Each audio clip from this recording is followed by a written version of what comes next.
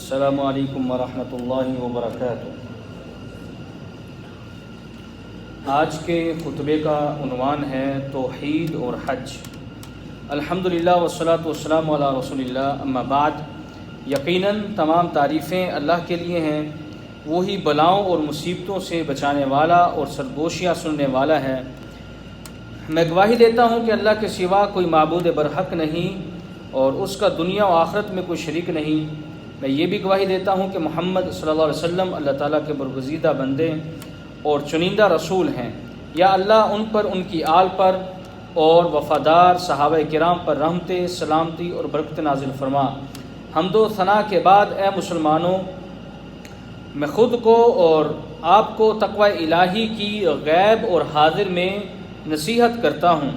بلا شبہ متقین ہی اولیاء اللہ ہیں، جن پر نہ خوف ہوگا اور نہ وہ غمگین ہوں گے، بلکہ وہ اللہ کے نزدیک عزت پائیں گے، کیونکہ اللہ کے ہاں عزت والا متقی شخص ہی ہوتا ہے۔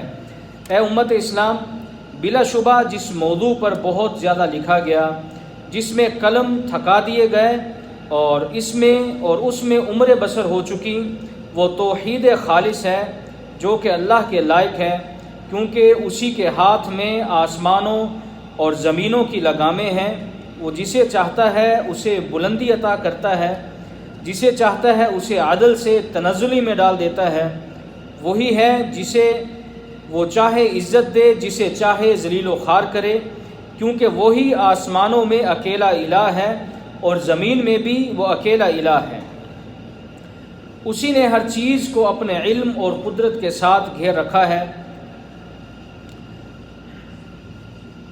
بھلے جو چیز زمین میں چلنے والی ہو اور کوئی چوپایا ہو، فضا میں اپنے پروں کے ذریعے اڑنے والا بھلے کوئی پرندہ ہو، کوئی پتا اس کی اجازت کے بغیر جھڑ نہیں سکتا، اور زمین میں کوئی چیز داخل نہیں ہو سکتی یا زمین سے نکل نہیں سکتی مگر وہ اسے جانتا ہے۔ وہ جانتا ہے بر و بحر کے اندھیروں میں جو کچھ رونما ہوتا ہے۔ وہ جانتا ہے کہ کون سا بیج زمین میں خشک ہوگا یا کون سا بیج فصل کا حصہ بنے گا۔ اس نے تمام چیزوں کو اپنے علم سے گھیر رکھا ہے۔ اس کی بادشاہت ہے، اسی کی قدرت اور منشا ہے۔ یہ ہے تمہارا رب، اس کے علاوہ اور کوئی الہ نہیں۔ وہی ہر چیز کو پیدا کرنے والا ہے، لہذا صرف اسی کی عبادت کرو، کیونکہ وہ سب سے عظیم ہے، ہر چیز سے وہ بڑا ہے۔ اس کی مخلوق اس کی نافرمانی کرے یا فرما برداری، اسے کچھ فرق نہیں پڑتا۔ ہاں، مگر اس نے تمام مخلوق کو اپنی عبادت کرنے کا حکم دیا ہے، تاکہ وہ اس اکیلے کی عبادت کریں، اس کا شکر بجا لائیں، اپنے مقاصد کو، اپنے اعمال کو صرف اسی کی رضا حاصل کرنے کے لیے صرف کریں، کیونکہ اس نے جنوں اور انسانوں کو نہیں پیدا کیا مگر صرف اسی کی عبادت کرنے کے لیے انہیں زندگی بخشی۔ اے امت اسلام، سب سے بڑا مقصد، اہم ترین مطلوب، بہترین فیصلہ اور تمام رسل کی دعوت کا لب لباب یہ ہے کہ اللہ تعالیٰ کو اس کی ربوبیت اور الوہیت میں اکیلا مانا جائے۔ یہی کائنات اور زندگی کا قضیہ ہے، فیصلہ ہے۔ یہی قرآن کا اسرار اور بنیاد ہے۔ آسمان و زمین کا قیام، ترازو کی تنصیب، جنت و جہنم کا وجود، رسولوں کی مبعوثیت، کتابوں کا نزول، جہاد کا حکم، یہ تمام چیزیں صرف اور صرف توحید اور اسے قائم کرنے کے لیے ہیں، تاکہ لوگوں کے دلوں اور نفوس میں توحید پیوست ہو جائے۔ توحید ہی تمام حقوق سے بڑا حق ہے۔ توحید اللہ کا سب سے بڑا اپنے بندوں پر حق ہے۔ یہی سیدھا راستہ ہے، یہی رسول کی دعوت کی پہلی کڑی ہے، یہی انبیاء کا اپنی قوم سے خطاب کا ابتدائیہ ہے کہ صرف اللہ کی عبادت کرو، اس کے علاوہ تمہارا کوئی اور الہ نہیں ہے۔ تمام رسول اور انبیاء کی دعوت کا محور، شریعت کی بنیاد اسی عظیم حق پر مبنی ہے۔ فرمان باری تعالیٰ ہے، ہم نے ہر امت میں رسول مبعوث کیے تاکہ وہ اللہ کی عبادت کریں اور طاغوت سے بچیں۔ سب سے پہلے رسول، انبیاء کے سب سے بڑے رسول، انبیاء کے سردار، دعوت کے امام محمد رسول اللہ صلی اللہ علیہ وسلم نے اپنی دعوت کی ابتدا بھی توحید سے کی، شرک اور اس کی اقسام سے ڈرایا۔ مکہ اور مدینہ میں 23 سال تک توحید کا درس دیا، نہ آپ تھکے، نہ سست ہوئے، نہ ڈرے، بلکہ اسی کو اپنے خطبوں، مواعظ اور مجالس کی زینت بنایا۔ مکی زندگی میں آپ صلی اللہ علیہ وسلم نے کبھی اپنی دعوت کی ابتدا توحید کے بغیر نہیں کی، بلکہ سب سے پہلے یہ کلمہ کہا، لا الہ الا اللہ۔ اسی کلمے کو مکہ والوں میں، اپنی قوم کی محافل میں، حج پر آئے دور دراز قبائل میں اسی کی منادی کی۔ آپ صلی اللہ علیہ وسلم ان کو کہتے، صرف اللہ کی عبادت کرو، اس کے ساتھ کسی کو شریک نہ ٹھہراؤ، اور قریش کے سرداروں کو بھی مخاطب ہو کر کہا، صرف اسی کی عبادت کرو۔ تو آگے سے قریش کے سردار کہنے لگے، کیا ہم صرف ایک اکیلے الہ کی عبادت کریں؟ یہ تو بڑی عجیب سی بات ہے۔ اے مسلمانوں، مسند اور صحیحین میں ہے کہ رسول اللہ صلی اللہ علیہ وسلم نے حضرت معاذ کو یمن کی طرف بھیجا اور فرمایا کہ تم ایک ایسی قوم کی طرف جا رہے ہو جو پہلے اہل کتاب ہے، سب سے پہلے انہیں کلمہ شہادت کی دعوت دو۔ اسی طرح مسند احمد ابو داود میں ہے کہ جس کا آخری کلام لا الہ الا اللہ ہوا وہ جنت میں ضرور بضرور داخل ہوگا۔ بلا شبہ توحید ہی اسلام کی ابتدا اور انتہا ہے، پہلی اور آخری دعوت ہے۔ قرآن سارے کا سارا توحید الہی سے بھرا پڑا ہے۔ اسی طرح شرک سے بھی قرآن ڈراتا ہے، چنانچہ اللہ تعالیٰ قرآن مجید میں ارشاد فرماتے ہیں، بے شک جس نے اللہ کا شریک ٹھہرایا سو اللہ نے اس پر جنت حرام کی اور اس کا ٹھکانہ دوزخ ہے اور ظالموں کا کوئی مددگار نہیں ہوگا۔ اسی لیے شیخ الاسلام امام ابن تیمیہ رحمہ اللہ اور امام ابن قیم رحمہ اللہ نے فرمایا کہ قرآن اصل میں توحید کا لب لباب ہے، سارا قرآن توحید کے ہی ارد گرد گھومتا ہے۔ اے نوجوانوں کی جماعت، مہلک ترین گناہ، سب سے بڑا ظلم اور عظیم ترین جرم اللہ تعالیٰ کے ساتھ شرک ہے۔ اس کا مرتکب جو بھی ہوا وہ ہلاک ہو گیا، اور جو شرک کی حالت میں مرا تو وہ جہنم میں جائے گا۔ آپ صلی اللہ علیہ وسلم کا فرمان ہے، جو شخص اس حالت میں فوت ہوا کہ اللہ کو چھوڑ کر کسی اور کو پکارتا ہو تو وہ جہنم میں جائے گا۔ آپ صلی اللہ علیہ وسلم کا یہ بھی فرمان ہے کہ جو شخص اللہ سے اس حالت میں ملے کہ اللہ کا شریک بناتا ہو تو وہ جہنم میں داخل کیا جائے گا۔ اسی لیے جو شخص بھی کامیابی و کامرانی اور نجات چاہتا ہے، خیر اور پاکیزگی کا متلاشی ہے، تو وہ شرک اور شرک کے ذرائع سے بھی بچ کر رہے، شرکیہ امور کے اظہار اور ان کے وسائل سے بھی دور رہے، تاکہ دنیا اور آخرت میں پرامن اور مطمئن زندگی گزارے۔ خبردار اے مسلمانوں، خبردار، شرک کی بنیادی اور اہم ترین صورتوں میں یہ شامل ہے کہ آپ کسی بھی مخلوق کی، چاہے وہ نبی یا فرشتہ یا کوئی اور بھی ہو، اللہ تعالیٰ کی جیسی تعظیم کریں، یا آپ ان میں اللہ تعالیٰ کی صفات مانیں۔ اللہ تعالیٰ کا فرمان ہے، اے نبی صلی اللہ علیہ وسلم آپ فرما دیجئے، بے شک میں تمہارے جیسا انسان ہوں، بشر ہوں، میری طرف وحی کی جاتی ہے، بے شک تمہارا الہ ایک ہی ہے۔ جو شخص اپنے رب سے ملاقات کی امید رکھتا ہے اسے چاہیے کہ نیک عمل کرے اور اپنے پروردگار کی عبادت میں کسی کو شریک مت بنائے۔ بنیادی ترین شرک کی مثالوں میں یہ بھی شامل ہے کہ آپ غیر اللہ کی قسم اٹھاتے ہوئے اس کی اللہ تعالیٰ جیسی تعظیم دل میں رکھیں تو یہ بڑا شرک ہے۔ اس سے عمل رائگاں ہو جائے گا، اور اگر دل میں اس کی اتنی تعظیم نہ ہو تو پھر یہ شرک چھوٹا شرک ہے، لیکن پھر بھی کبیرہ گناہوں سے بھی بڑا گناہ ہے۔ آپ صلی اللہ علیہ وسلم کا فرمان ہے، آپ نے فرمایا، جس شخص نے غیر اللہ کی قسم اٹھائی اس نے کفر یا شرک کیا۔ جبکہ ایک اور حدیث میں ہے، آپ صلی اللہ علیہ وسلم فرمایا، اللہ تعالیٰ تمہیں اپنے آباء و اجداد کی قسم اٹھانے سے منع کرتا ہے، چنانچہ اگر کسی نے قسم اٹھانی ہو تو وہ صرف اللہ تعالیٰ کی قسم اٹھائے یا وہ خاموش رہے۔ نیکیاں رائگاں کرنے والے اور ابدی جہنم کا موجب بننے والے شرک کی یہ بھی ایک صورت ہے کہ اللہ کے علاوہ کسی اور کے پاس بھی امور کائنات میں رد و بدل کی صلاحیت ہے کہ وہ اللہ کی مرضی کے بغیر ہی نفع یا نقصان پہنچا سکتے ہیں۔ چنانچہ اگر کسی شخص نے کسی بھی وسیلے اور ذریعے کے بارے میں یہ نظریہ رکھا کہ وہ بذات خود اثر انداز ہونے کی صلاحیت رکھتا ہے، جیسے کہ کوئی منکا پہنے یا انہیں اپنے گھروں میں رکھے اور یہ عقیدہ اپنائے کہ منکا بذات خود نفع بخش یا نقصان سے بچاؤ کا ذریعہ ہے، تو یہ شرک بڑا شرک ہے، کیونکہ فرمان باری تعالیٰ ہے اور اگر اللہ تعالیٰ آپ کو نقصان پہنچانا چاہے تو اس کے علاوہ کوئی رفع نہیں کر سکتا، اور اگر وہ آپ کے بارے میں خیر کا ارادہ فرما لے تو اس کا فضل کوئی ٹال نہیں سکتا۔ کچھ جاہلوں کی جانب سے قبروں پر کیے جانے والے کچھ اعمال بھی شرک کی شکلیں ہیں۔ وہ مردوں سے مانگتے ہیں، ان سے مشکل کشائی اور پریشانیاں رفع کرنے کا مطالبہ کرتے ہیں، ان سے حاجت روائی طلب کرتے ہیں، مشکل حالات ختم کروانے کے لیے انہی سے امید لگاتے ہیں۔ یہ شرک کی بدترین صورت ہے جو کہ تمام انبیاء کرام علیہم السلام کی دعوت سے متصادم اور مخالف ہے۔ فرمان باری تعالیٰ ہے، بھلا کون ہے جو لاچار کی فریاد رسی کرتا ہے جب وہ اسے پکارتا ہے اور اس کی تکلیف کو دور کر دیتا ہے؟ اور کون ہے جو تمہیں زمین کا جانشین بناتا ہے؟ کہ اللہ کے ساتھ کوئی اور الہ ہے؟ تم لوگ تھوڑا ہی غور کرتے ہو۔